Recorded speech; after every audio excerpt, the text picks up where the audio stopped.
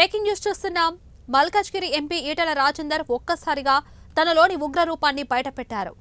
ఎప్పుడు శాంతంగా ఉండే ఆయన తనలోని సీరియస్ యాంగిల్ ను బయటకు తీయడంతో తోటి ఫాలోవర్స్, అనుచరులు సైతం ఒక్కసారిగా షాక్ అయ్యారు. అసలు ఏమైందంటే ఉదయం ఎంపీ ఈటెల రాజేందర్ మేడ్చల్ జిల్లా పోచారంలో పర్యటించారు.